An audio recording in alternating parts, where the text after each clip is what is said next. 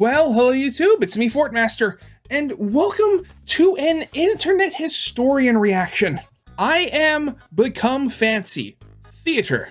Internet historian has been one of those guys that I've been wanting to do a reaction to since I started doing reactions, but the problem was I'd already watched like all of his stuff before I started doing reactions, so I didn't want to do like fake first time reactions, stuff like that. So I had to wait for him to put out something new. And here we are finally. And it's been like, oh God, well, it's like 5 months since he uploaded something on his main channel here. And you can't really classify that as a real upload because it's a re-upload of the cave, the caving video because of, you know, some like copyright strike or whatever. You gotta love those, don't you? But yeah, finally something new, something involving being fancy in theater. So yeah, I'm excited. Let's get this thing started. So of course, original video is linked in the description if you haven't seen it yet for some reason. Corner video will lead to my Let's Play of the day. And with all that out of the way, let's get this thing started then, shall we? Brought to you by NordVPN.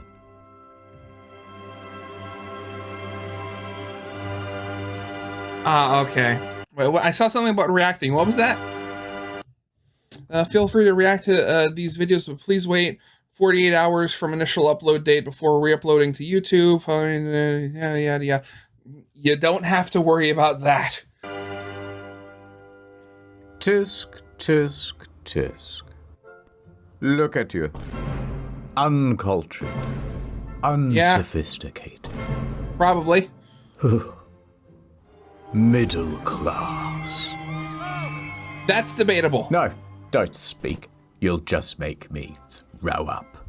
I'd say cover up with this dinner jacket, but I'm afraid that you'd get your head stuck in the sleeve and asphyxiate. Help, I'm stuck. Listen, What? lowborn. Don't you want to be refined? Don't you want to be fancy, like moi? That's French. I don't expect you to know what it means. Being fancy. No, being fancy like internet historian. Yes. But I have some good news.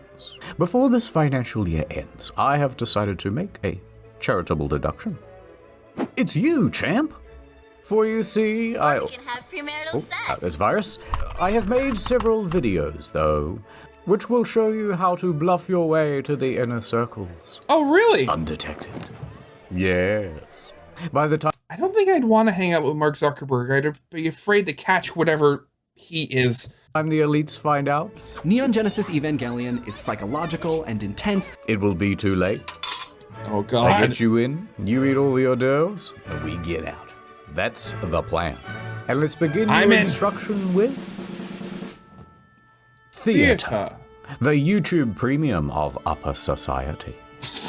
YouTube And the premium, first yeah. section? Symphony. Yeah, okay. The first period of performance, that's called Baroque, from 1600 to 1750. This featured Bach and Vivaldi. Now there was also a guy named Giuseppe Tartini, and he was the best one of them all, because one evening he had a dream. If he's the best ever, then how come I've literally never heard of him before? I've heard of Vivaldi. Yeah, I've heard of Bach and Vivaldi. I've never heard of this guy before. Also, I have been to theater before. Not for like, not for like an opera or anything. Yeah, but my mom bought me and my brother tickets so the three of us could go and see like the Nutcracker playing, and of course it was like one of those big theaters, but we had the nosebleed seats at the very top. It was very hard to see the play. And also with me and my brother being so young, we were also a little squirmy and got bored halfway through. Probably should try to go back and see something like that again. It would be cool. Where the devil showed up and presented him with a deal. Oh, really? The devil would become his teacher and impart on him everything he knew about music. Drop the bass, of course. Once Tartini had learnt everything he could, he handed over his violin and asked the devil to play.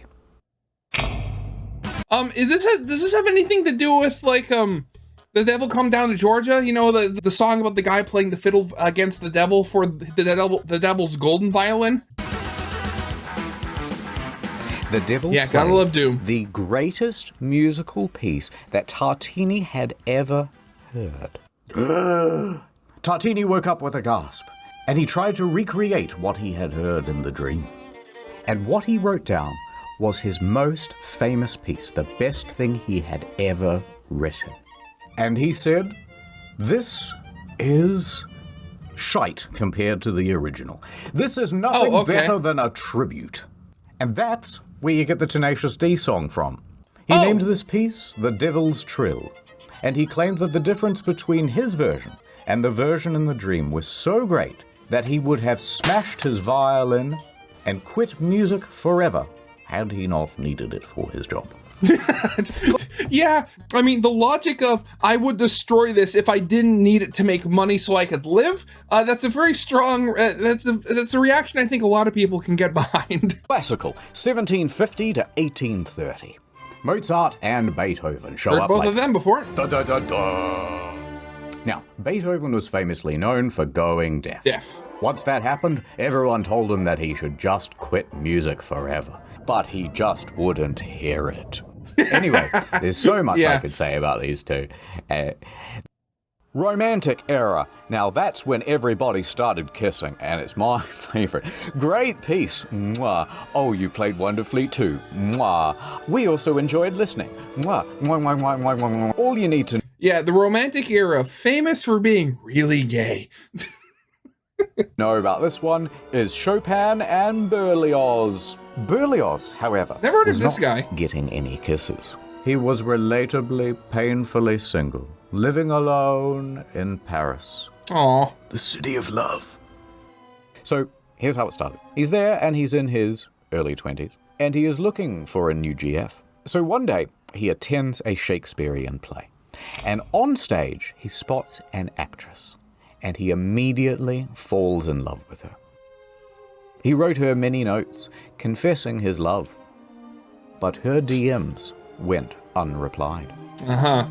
So he began writing a symphony about her. How can she ignore this? And also around this time he started smoking a lot of opium, but don't worry about that. Yeah, that has absolutely no bearing on the current issue. Anyway, so he wrote this piece just for her. However, his DM still went unreplied. For several months he started to get quite disheartened. Until he saw another girl. So he immediately fell in love with her instead, and he said, "You know what? I'm going to change that symphony I wrote, so now it's about this other lady, and not about that ugly one that I didn't like anyway." This time, yeah, of course, happily, sure. she reciprocated, and they fell in love and were set to marry. Suddenly, what the fuck? Phones haven't been invented yet. Yes. So, is Harriet going to finally respond to him or something? Hello, I'm busy. Oh, Rome? To study? Absolutely. I'll catch the first flight out. So Okay. Berlioz went to Rome to study music. However, while he was away, he got some news. Berlioz. I have to tell you something. Sacre bleu. Some other, more handsome musician swooped in and married his girl while he was in Rome, and they ran away together. Why wouldn't he bring her with him if they were to be married? That makes no sense. And granted, it is kind of his fault. He's the one that, proposed and stuff like that, and then left for 2 years. Berlioz was furious, and he set his mind to solving the problem. More music. I know what I'm going to do. Make music. I'm gonna murder her and her lover. Oh, okay. And her mom. And then I'm gonna do a self-murder. Alright, so this gets pretty elaborate. Yeah, and that also escalated really quickly. His idea is to dress up as a housemaid. He has bought both poison and 2 guns. Now he is going to sneak into the house of his ex-fiancée, and there she and her mother will be sipping tea, which he has already poisoned. Then he will pull off the clothing and reveal himself. Blam, blam, sad overture. So he heads back home to Paris to do it. But while on his travels there, takes quite a while, Yeah. He has to change carriages. And when he does that, he leaves the guns in one of the little cubbies. Oh God, really? This is why you always check your luggage. He's lost all his weapons. What is he going to do now? Well, his next leg on the stop is Genoa, and he decides, you know what? Let's just skip the murder and go straight to the finale. So he stops off in the port city of Genoa, and he's there at the side of the Mediterranean. He pauses for a moment, then he throws himself in. Now, some people see this whole thing happen, and they think he's had an accident, so they run in to try to save him. They pull him to the shore. He lived. So he has now reached his lowest point. Oh God, okay. He dejectedly continues home. He gets back to Paris, and he wallows around, feeling pretty sorry for himself. But he decides, you know what? I may as well do what I do best in times of trouble. Make music. Smoke a lot of opium. And while I do that, I shall write a symphony. Okay, sure. I ain't gonna name it after that hoe who stole my heart. And so he went back to work. But here's the thing. It was the greatest piece he had ever written.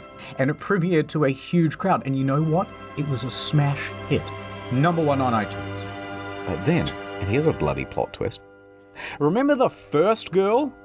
Yeah. Well, she attended that concert, and she realized that Berlioz was a genius. And then she wrote a letter to your boy saying how good your bloody symphony was, and sorry about not replying, I just put my phone down and got super busy or whatever. By the way, What? I love you. And so Berlioz goes, well, I love you too. And a year later, they were married. There's a beautiful moral of the story. See, fellas, don't jump in the Mediterranean. Anyway. Okay, you know, the thing is, when I hear like historical accounts like this, granted, I know this is sort of like played up a little bit for laughs, just, you know, for the sake of the video, but like stuff like this, I can't help but think just how good like this one section of a story of somebody's life would be as like a movie or something. You could easily play off that entire thing as like either the entirety or at least a major part of like a rom-com or something like that. Actually, wait, would it be a rom-com? I don't know. But anyway, I can totally imagine this being a movie of some sort. Wait, a few years later they got divorced. Of course. Because weirdly, he cheated on his wife with the housemaid. Not that one, a different one. But then he married that housemaid. Hooray. But then when he died later on, for some reason, he gets buried with both of them. It's kind of strange. But, what? Moving on to the Impressionist musicians. Oh, wonderful. Now that's Claude de what now? What? Claude de what? You know what? You'd better go to ad time. All right, guys, welcome back to the Nord Stream. Today we're playing Assassin's Creed 3. Chat, come on, chat. Hey, oh, everyone's spamming Nord in the chat. Okay. Whoa, a new follower! Hey, welcome to the Dream Team Sub Cream. VPN lover. Thank you so much for great to see. Oh, unfollowed. Wonderful. Sorry, guys. The cleaners are here. Sorry, just ignore the mess. I haven't cleaned up these bottles yet. No, it's just tea. It's just tea.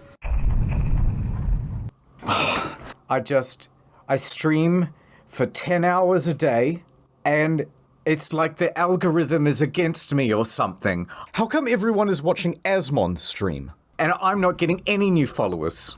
I'm playing the games. What more do you want me to do?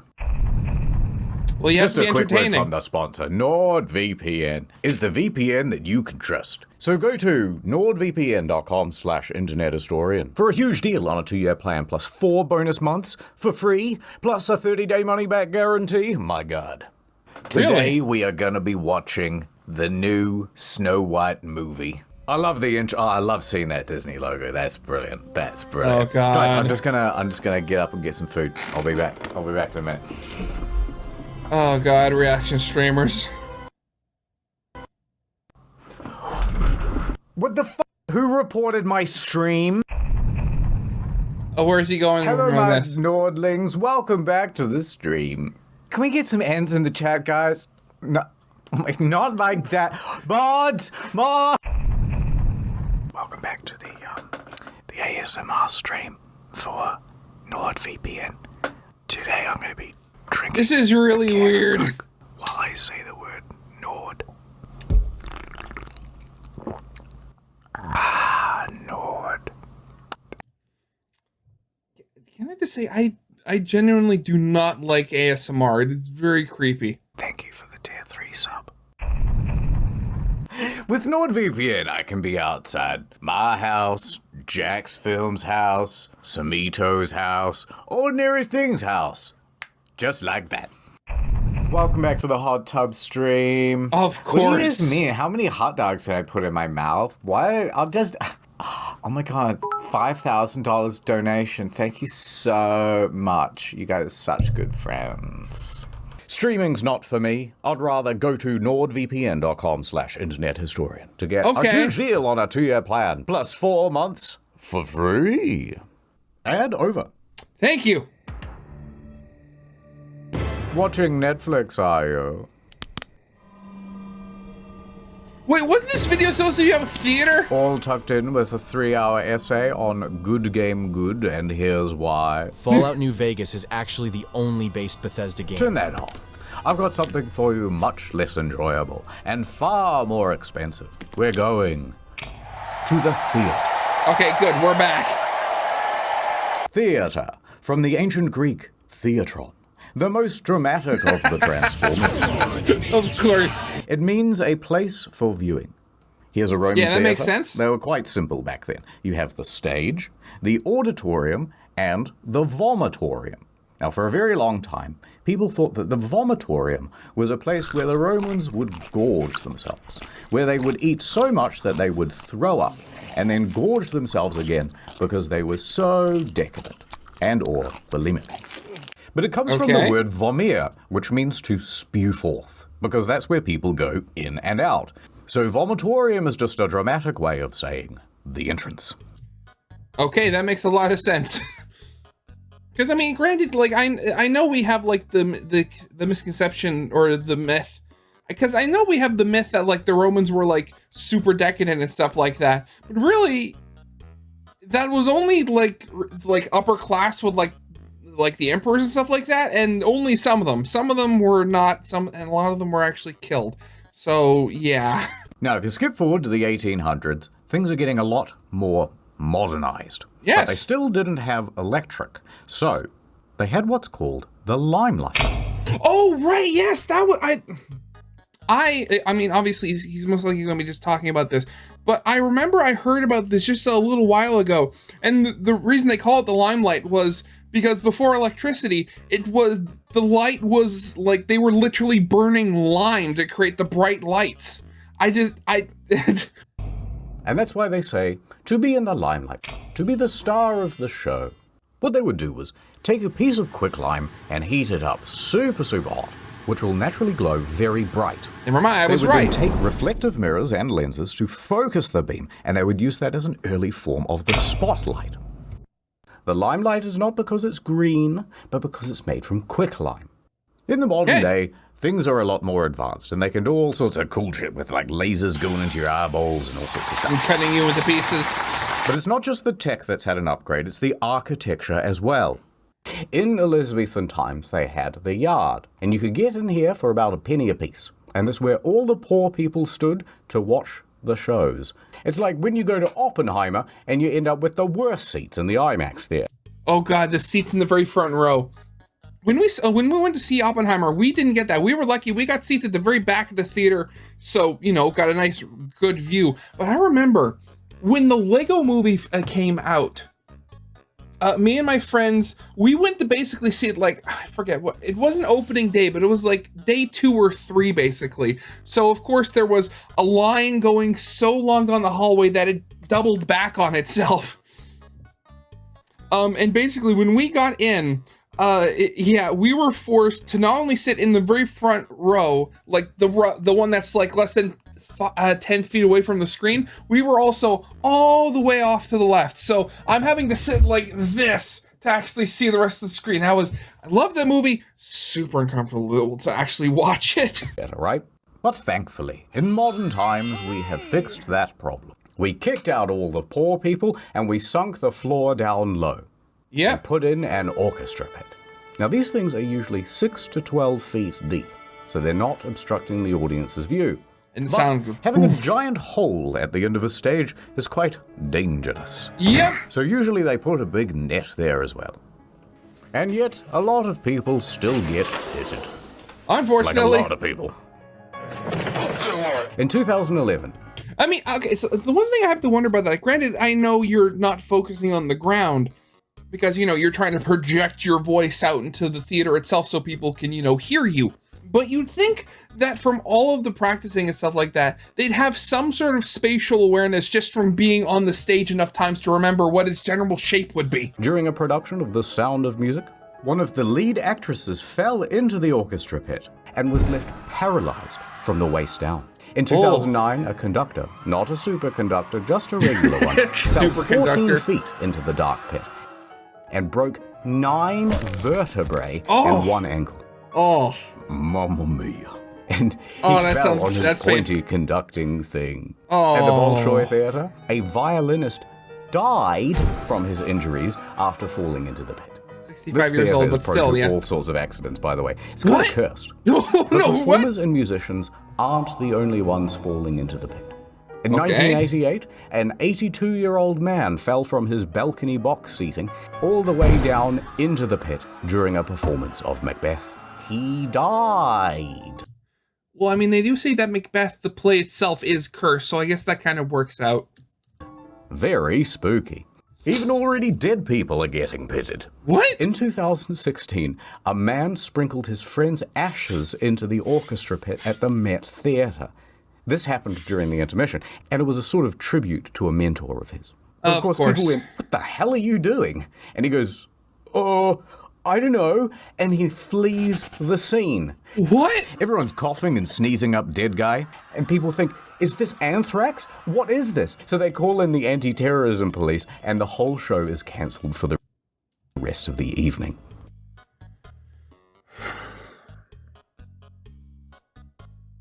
I swear, people. I mean,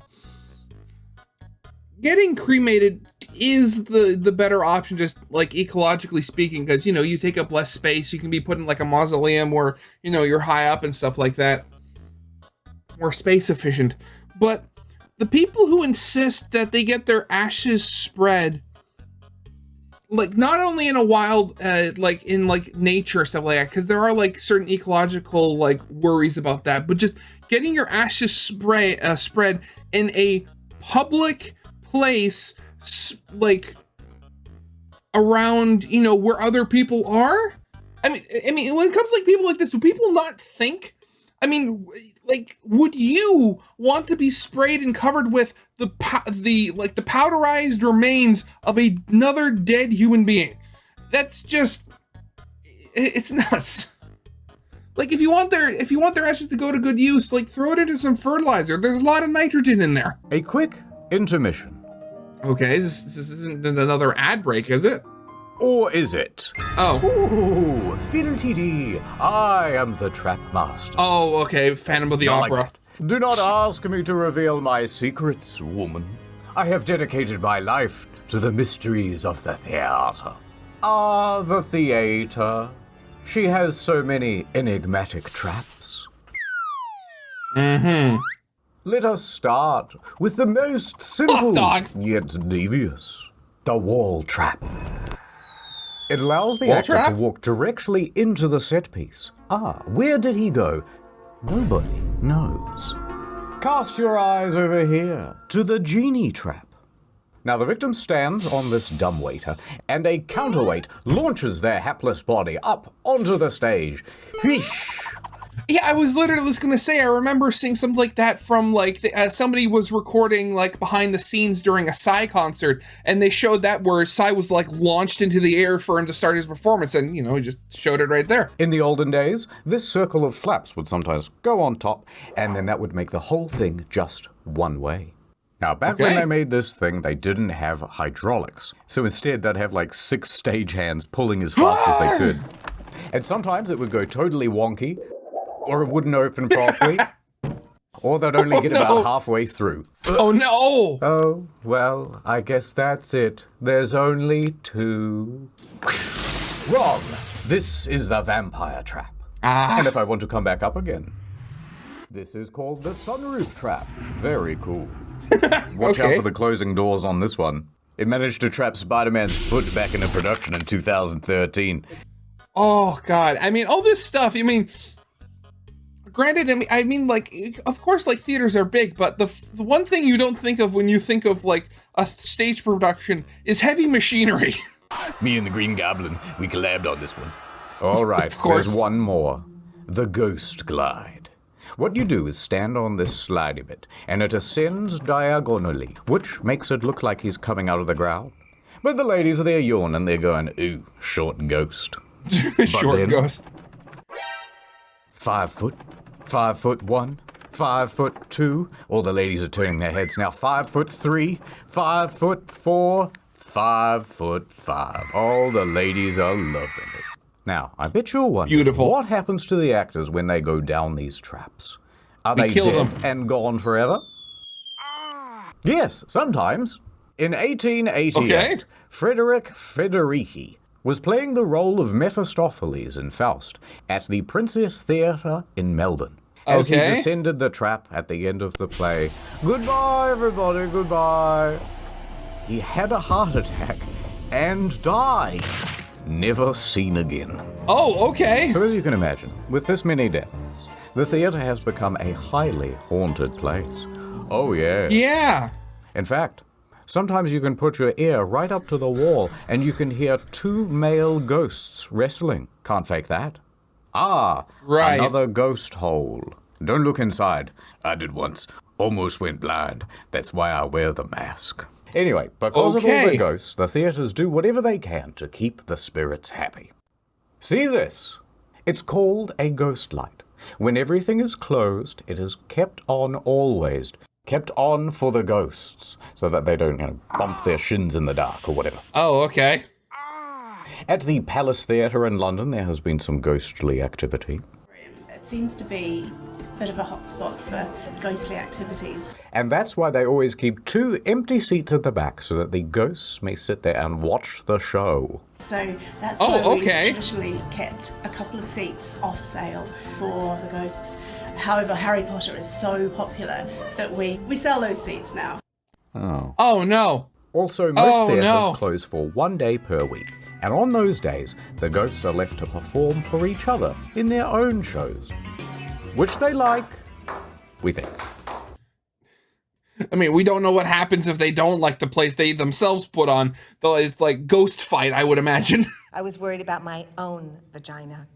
Oh, finally, the vagina monologues. Oh, okay.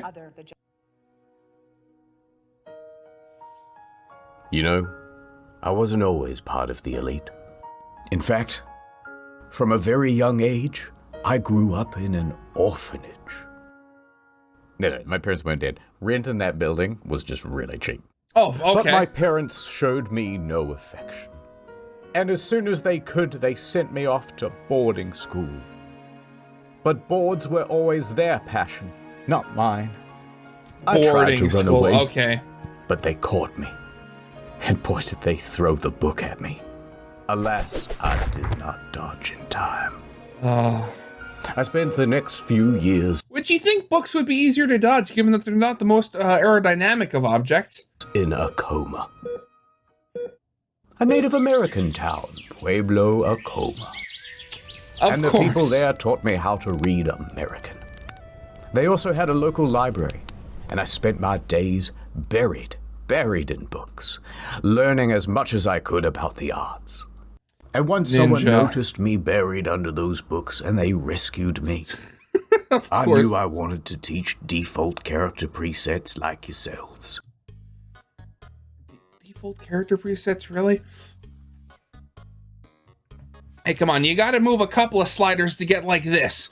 I mean, it's like before that, I was just gonna ask, like, what is this? Why is everything literal? All about Shakespeare. Ah, finally, we get to him. I started Googling Shakespeare and I got kind of distracted, so I don't know. Here's a WAV file. You can do something with this. Put him in like a classroom or something. Oh no. All right, attention, everybody. I am your new teacher. Mr. 1H. You are a bunch of troubled inner city youths. All you know is shoot gun, fail test, and crime. But I'm here to teach you that actually, books and reading and stuff are actually pretty epic after all. Of course. Now, the earliest known written language is what, Mr. Single Parent Household? I don't know, Teach, but you're never gonna get through to me. Oh, really? Well, what if Of course, I he's go talking to himself. back in time? Back in time. In the long, long ago, very few could read. But to be fair, most of the written languages were kinda shit. This is cuneiform, the very first written language, and it has far too much punctuation. Never mind, that is a lot of punctuation. I didn't know communiform, that's how you pronounce it. I didn't know communiform was thought of to be the first written language. I mean, that's pretty, I've heard it before. I just thought it was like a very early one. Then eventually came along the Egyptians, and they invented emojis, but they would call them hieroglyphs. Anyway, the typical written thing would go like this. Message for you, sir. Big bird, man with stick, man sitting, circle. Oh, more bills. Of course. Eventually that became quite annoying, so the Phoenicians, who were a kind of Lebanese, very progressive especially for those days, now they came up with a better idea. They started going, hey, that sounds a bit like an A. Buh, that sounds a bit like a B. Kuh, and so on, until we had a proto-form of the alphabet. Now, the Greeks thought that was pretty neato, but they said, let's come up with an even better version with 22 letters, and soon that will be like English. I mean, of course they didn't say that. Oral history. Greeks more like geeks. Got 'em. Oh, yeah? Well, let me tell you about something highly relatable. Of the surviving Greek works, the greatest hits were the Iliad and the Odyssey. Now, Yeah, because I've most heard people those. couldn't read... I have heard about those many times, thanks to Red and Blue on Overly Sarcastic Productions. Yay! Hey. This stuff wasn't written down for a very long time, and instead it was memorized and performed. By and when poets. they performed it, they used one of these, a lyre. Now, this was great for conveying tone, right? So, here's a soft bit, doo-doo-doo, but then this is a big dramatic bit, dun-dun-dun-dun-dun-dun-dun. Of course, The played Iliad like an starts electric with guitar. This guy, Menelaus, king of Sparta, and he has a wife, Helen, and she is a very fine lady. And then the Prince of Troy shows up. His name is Paris, and he goes, "Damn, shorty, awooga." Hey, that's what he'd say, right?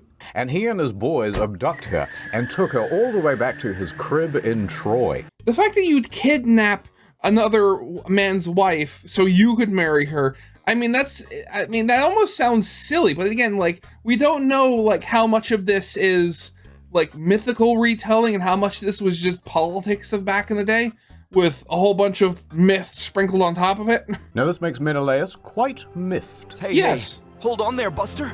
He declares a turf war, but he can't win it alone, so he calls on his homies. Odysseus, king of Ithaca, and Achilles, the best drive-by shooter of all time. But Achilles is not in the mood to fight, so the whole of the Iliad is basically spent trying to convince this guy to get involved. Please? No. Please? No. Eventually, they win the turf war by being very sneaky. They make a giant horse, which is the symbol of Troy, and they leave it at the front love gate. it. That's their way of saying, "Oh, I guess you win. We're walking away now." And meanwhile, thousands of soldiers go off and hide in some bushes. Now, the Trojans are very suspicious, but they can see that the Greek ships are actually sailing away into the horizon. So they know, it must be real, We've won the many years' war. Yes, of course. But actually, there's almost no one on those ships, and there's a surprise inside the horse. More soldiers! Later that night, when everyone's asleep, boiling hot tzatziki everywhere. And also some soldiers wearing thermal protection. They get out and they open the gates. Hot and then tzatziki, everyone of comes out of course. the bushes, running into the city, and kill everybody. After they win the war, Odysseus heads back home to Ithaca. However, on his way, he starts making beef with Poseidon, god of the sea. And Poseidon is mad at the disrespect, so he sends Odysseus on a long-ass detour, and that detour is the story of the Odyssey. Pretty epic, right, kids? Epic Odyssey. Whoa, Teach, That boy is that's blind. fire. I'm starting to come around. That Odysseus guy is literally me. Yeah, I'm gonna try that horse trick on my ops. Homer from Homer's Odyssey is not How do you do, fellow kids? a character in the story.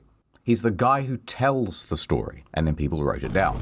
Now, moving chronologically to the next big one, you've got the Bible. And for all practical purposes, this was basically an oral tradition too. Most people were illiterate by this point, and the Bible was written in Latin, and pretty much only the clergy knew Latin, so they would be the one to recite it to people. It says that the cute lady at the front should go on a date with me, please. Listen, the Right. rules are the rules. I didn't say it, the book did. There was a translated version into English, the Wycliffe's Bible, and you better believe that thing was a threat to the order. So they made that illegal to own. And if you were found with an unlicensed copy, the punishment would be death. So it remained. The Bible was read to the people. Now, by the 1300s came Chaucer, who wrote the Canterbury Tales, and that was a pretty big deal. Get this book now. Because it's one of the first significant works written in Middle English. It describes a bunch of people making a pilgrimage from Southwark to Canterbury, which is here to here, which was the longest journey anyone had ever made in the 1300s. Yes, just under 100 kilometers. Nobody had ever traveled that far before. Granted, in England, that is kind of more true than anything else. I remember, but they had found like the remains of like, I think it was like a Neolithic hunter or something in England. And when they got like the DNA results from it, because it actually had usable DNA in it still, they actually found that guy's living descendant living in a village less than 100 kilometers away from where the burial site was. So, yeah, some people, some families just don't move around that much. Now, it's a whole series of stories, and most of them can be boiled down to, how come if everyone is on a pilgrimage, you're all so focused on material stuff? Oh, hypocrites much? Dong. It's now the 1600s, and they've updated all the textbooks from Middle English to regular. In 1601, King James we can actually I read it now. Said, all right, you know what? Let's everyone have a copy of the Bible they can read. Let's do a King James Bible. I won't feature in it, but I'd love to be in the title. And he commissioned a committee of scholars to rewrite the thing in English, God's language. Now I can't speak Spanish or anything. It took 8 years. And that brings us to Shakespeare. And he's a huge deal. Yes. Oh, look, we're out of time. But sir, we're supposed to do penis inspection day today. No, there's no time. Roll the end card. The end. Well, is that the actual end of the video? All right, that's the lesson. You watched the whole video. Or at least, you had it on in the background while you scrolled your phone. And I couldn't be prouder of you. There's just one more quick thing I want to tell you about. Theater props. For example, this gun. Now, the thing... Oh, look who it is. I know what you're thinking, but it's just an actor. We all know that the real Lincoln is dead. You know, when he fell asleep on the tracks of the Underground Railroad. Anyway. Oh, really now? This thing is super realistic. Although the trigger is a little loose. Ruh-roh. Yeah, of course. Oh, I can't believe you did that. But I won't tell anyone. And, in fact, good news. I'm gonna make you my little protege. And I will be your protojo. And I got so many more lessons to teach.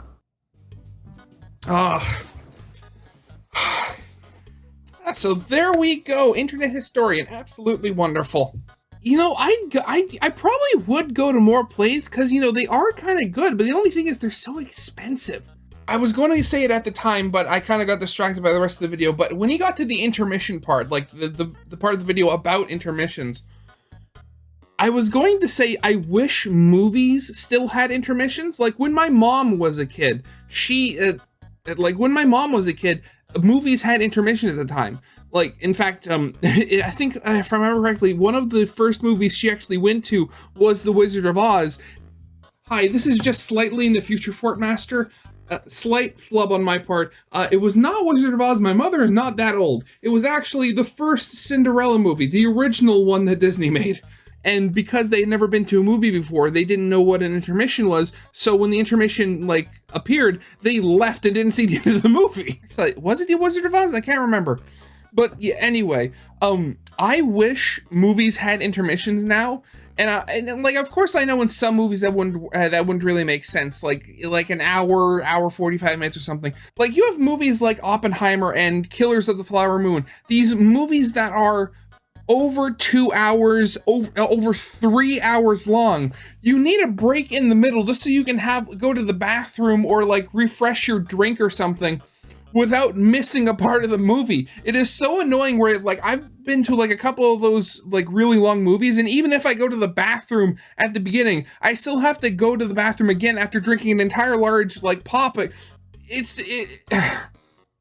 It's annoying. I wish they had like actual intermissions. It would make things so much easier.